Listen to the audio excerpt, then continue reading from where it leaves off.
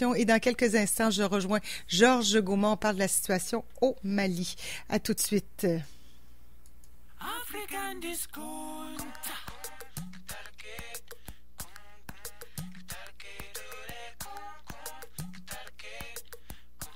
Si ma candeur se résumait à cette pulsation africaine, si le ridicule ne me ferait pas plus. Il est, pardonnez-moi, au moment où je l'ai dire, je me suis fait avec ma salive. 7h09, 7h10 presque, et Georges Gaumont est au bout du fil. Georges, bonjour. Bonjour, Caro. Alors oui, les gens vont dire, mais on lui a parlé la semaine dernière. Mais oui, mais l'actualité se bouscule et on a envie de se parler du Mali. Qu'est-ce qui se passe là-bas? Il y a une crise entre la CEDEAO et le Mali, là, c'est chaud. Oui, la crise du Mali continue jusqu'aujourd'hui. Le grand événement qu'il y a eu, c'est évidemment les sanctions de la CEDEAO, la Communauté économique des États de l'Afrique de l'Ouest, contre le Mali. Tout le monde sait très bien maintenant que au Mali, il y a eu déjà un coup d'État qui s'est passé depuis 2020, c'est-à-dire qui a ramené M. Goïta au pouvoir, Assimi Goïta au pouvoir. Et la présence de M. Assimi Goïta au pouvoir n'est pas du tout de la vie des Français, de la France qui intervient au Mali depuis les opérations Barkhane en 2014. Et bien avant Barkhane, tout le monde sait très bien qu'il y a eu des opérations Serval et Épervier au Mali. Et donc, la CEDEAO a pris un certain nombre de mesures quand même inédites par rapport à un pays de la sous-région qui est très très enclavé. Le Mali est très enclavé, n'a pas d'accès à la mer et n'utilise que les ports de la Côte d'Ivoire et du Sénégal, qui sont les deux grands États très grands États au niveau de la CEDEAO, qui avec les autres pays de la CEDEAO, qui se sont mis ensemble pour annoncer un embargo. Il faut dire que c'est un embargo, qui est une série d'échanges commerciaux. Ouais. Oui, tout à fait. Et donc, on sanctionne le peuple malien. Et non la junte qui est au pouvoir. Parce que c'est ça qu'il faut comprendre. Ouais. Et puis, Caro, je vais quand même rajouter en disant que pourquoi est-ce que on prend ces sanctions-là, des sanctions commerciaux et des sanctions financières. C'est-à-dire que si le Mali ne peut plus utiliser ses comptes dans les circuits financiers de la sous-région, donc il peut plus payer ses salariés, il peut plus fonctionner. Et puis, les accords commerciaux, on peut plus faire le commerce, c'est-à-dire les gens dans le Mali qui est enclavé vont mourir de faim. Et puis, on serait tenté à poser la question de savoir, mais pourquoi est-ce que la CEDEAO a pris ces mesures contre le Mali? Oui, Georges, peut-être que, pour toi, ça t'apparaît une évidence, là, mais explique-nous le lien, parce que tu parles à la fois de la France et de la CEDEAO, là, de la Communauté économique des États d'Afrique du Sud de l'Ouest. Quel est le lien entre la CEDEAO et la France? Alors, parce que là, on a un triangle. Oui, absolument. Le Mali, déjà, le premier rapport, le rapport fondateur, c'est quand même les rapports de la France avec le Mali. On sait très bien que la France est installée au Mali, comme je l'ai dit, depuis bien longtemps. La dernière opération, c'est l'opération Barkhane. L'opération Barkhane, c'est en fait une décision qui a été tempérée par les Nations Unies, avec la France, avec des alliés autour qui marquent leur présence au niveau du Sahel, parce que au niveau du Sahel, on sait aussi très bien que depuis pratiquement les années 2000, il se passe aussi une crise djihadiste là-bas. On sait très bien que à l'époque, avec l'arrivée du djihadisme islamique avec Al-Qaïda au Maghreb, il y a des groupes de terroristes qui sévissent dans le Sahel. Et donc la France était en pole position pour emmener toute une logistique militaire extraordinaire au niveau du Sahel, et donc le Mali aussi représente un centre névralgique. Ils sont installés là, et la dernière opération, comme je l'ai dit, c'est Barkhane. Bon, maintenant, oui, le rapport avec la France à la CEDEAO, mais il faut simplement savoir que la France a une influence extraordinaire dans les pays africains, on le sait très bien. Oui. Vous savez, à CKRL, on a bien expliqué que la monnaie africaine, c'est le franc CFA. Fonds des colonies françaises d'Afrique, on le sait très bien. Donc, quand un pays, quand une sous-région, quand un continent, un certain nombre de pays dans un continent n'ont pas leur propre monnaie, eh bien, c'est un élément de la souveraineté extraordinaire qu'on lâche comme ça. Et le CFA est fabriqué en France. Donc, l'un des problèmes, certains ont même dit que même la mort de Kadhafi, c'est parce que Kadhafi voulait favoriser la création d'une monnaie africaine au sens strict du terme, en mettant une banque au Cameroun. Eh bien, c'est ça qui a précipité, n'est-ce pas, sa mort de Kadhafi. On a tous assisté. Donc, le rapport, c'est simplement que la France, enfin, quand un faisceau d'indices montre que c'est la France qui a une influence extraordinaire sur les pays de la CEDEAO. On voit très bien que l'Ivoirien Ouattara, Alassane Ouattara, qui a été élu dernièrement pour avoir cherché un troisième mandat indu, on a parlé de ça et on a reparlé de ça. Il avait déclaré lui-même qu'il n'allait pas se représenter parce qu'il avait épuisé ses mandats. Et curieusement comme ça, il outrepasse la Constitution et s'est représenté. Il y a eu un levé de bouclier là-dessus et la France a soutenu Ouattara. Et au Sénégal, c'est à peu près la même chose avec Macky Sall, le président du Sénégal. Et les autres pays de l'Afrique de l'Ouest également, malheureusement, n'ont pas assez de pouvoir pour résister aux injonctions de la France. Et maintenant, les analystes disent très bien que c'est la France qui exerce une pression sur la CEDEAO pour, n'est-ce pas, isoler le Mali, et évidemment, qui a fait que l'opération Barkhane puisse se terminer. Maintenant, derrière, qu'est-ce qu'il y a? Mais on a parlé aussi des relations géopolitiques, géostratégiques. Vous savez que la France est très menacée en Afrique d'une manière générale, parce qu'elle a mené une politique qui a eu tendance à appauvrir davantage des pays africains. Et au Mali, évidemment, avec l'arrivée de Assimi Goïta qui a fait un coup d'État, il faut le dire, depuis 2020. Il a fait un coup d'État qui donc l'a amené au pouvoir pendant une période de transition, mais il avait mis en place, n'est-ce pas, le premier coup d'État qui s'est passé le 24 août 2020, il a mis en place un civil, Mbado, qui est resté du 25 septembre 2020 au 24 mai 2021. Il a refait encore un deuxième coup d'État pour s'installer lui-même au pouvoir. Et ce qui est là, ce qu'il faut comprendre, c'est que derrière le Mali, il y a la Russie. Oui, ben c'est ça, j'allais dire aussi. Il y a d'autres.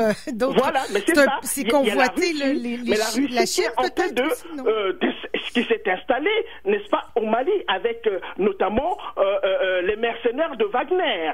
Ce sont des mercenaires. C'est-à-dire que l'État russe se cache derrière Wagner pour dire que non, l'État russe n'a rien à voir avec ce qui se passe au Mali. Okay. Mais est-ce que la Chine aussi, au Mali, pas tant, non?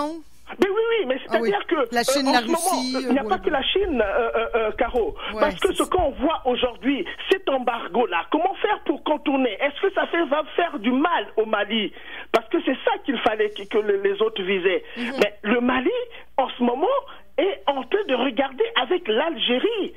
S'il ne peut pas sortir ses affaires à partir de la Côte d'Ivoire et à partir du Sénégal, mais l'Algérie est prête, n'est-ce pas, à prendre le relais. C'est-à-dire que ses affaires commerciales passeront par l'Algérie. Et qui dit Algérie voit l'axe Moscou. L'Algérie avec la Russie et la Russie avec la Chine et désormais la Chine avec l'Iran. C'est-à-dire qu'il y a un axe qui se dessine là, très bien, et qui va malheureusement continuer à mettre très mal, n'est-ce pas, la France et la CEDEAO. Et la CEDEAO en ce moment est en train de réviser, n'est-ce pas, sa position, ses sanctions vis-à-vis du Mali. Pourquoi? Mais parce qu'il y a eu un lever de bouclier. La semaine dernière, il y a eu une manifestation monstre inédite au Mali de tous les Maliens en train de soutenir leur gouvernement de transition mené par Assimi Goïta. C'est du jamais vu, c'est-à-dire et l'opposition et les gens au pouvoir et toute la population est sortie dehors pour, n'est-ce pas, soutenir leur pays. Et ce n'est pas tout, Caro. Il n'y a pas que le Mali, mais l'Afrique tout entière. Vous n'avez qu'à voir sur toutes les plateformes à l'étranger, dans la diaspora, dans tous les pays africains, les gens portent leur soutien au Mali de Assimi Goïta. Parce que ce qui se joue à ce niveau-là, c'est ce rapport géopolitique et géostratégique fort de la France, parce que tout le monde, tous les analystes politiques partout disent que si la France réduit son influence dans les pays africains, les Italiens l'ont dit, les Allemands l'ont dit, mais la France sera réduite à une très petite puissance parce que la puissance économique de la France est basée sur ses rapports, n'est-ce pas, historiques avec l'Afrique, qui sont malheureusement des rapports qui sont articulés autour de ce qu'on appelait la France-Afrique. La France-Afrique, c'est-à-dire le soutien, malheureusement le soutien que la France accorde à des dictateurs en Afrique, on le sait très bien, on en a beaucoup parlé à CKRL, en fait le soutien de la France aux dictatures africaines qui font du mal à leur population et qui créent des événements comme, n'est-ce pas, la transhumance, une sorte de transhumance ou l'immigration des masses et des masses de jeunes Africains qui traversent pour venir en Europe et venir mourir dans la Méditerranée. Tu te rappelles aussi qu'on avait débaptisé la Méditerranée. Oui. C'est quand même une situation très très très grave où au niveau des relations internationales, il faudra même appeler à une réunion internationale, une conférence internationale pour revoir la situation des pays africains et notamment la situation du Mali. Oui, effectivement. Là, on a l'impression que tout est un peu mis sur pause à cause de cette satanée COVID, là, cette pandémie qui gruge beaucoup. Puis, dis-moi donc aussi, là, en France, là, c'est les présidentielles, là, on est à 2 pas des... Oui. Alors, est-ce que ce sera un enjeu électoral? Il y a Macron qui est en train de remettre son mandat en jeu, là, mais le pauvre, je pense qu'il aura beaucoup de difficultés. Mais avant de parler, on n'a pas beaucoup de temps rapidement, je vais quand même dire une chose qui est arrivée hier au Mali. Oui. Tu sais, c'est la mort de Ibrahim Boubacar Keïta. Ibrahim Boubacar Keïta, en fait, c'est le président qui est en place depuis 2013 jusqu'à 2020. C'était l'homme de la France. C'est lui qu'on a fait le coup d'État, le premier coup d'État d'Assimi Goïta, le 24 août, qui est décédé, donc hier seulement. On l'avait libéré, bien évidemment, pour la raison de concorde, il n'est pas resté en prison.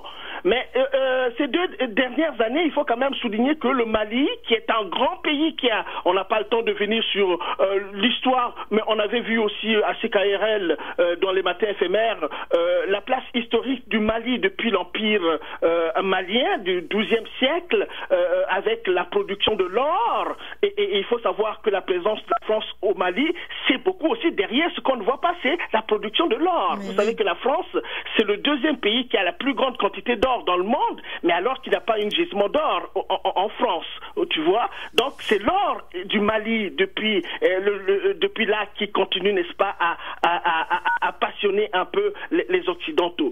Donc les 2 dernières années, Caro, il y a eu quand même pas mal d'anciens présidents maliens qui sont décédés.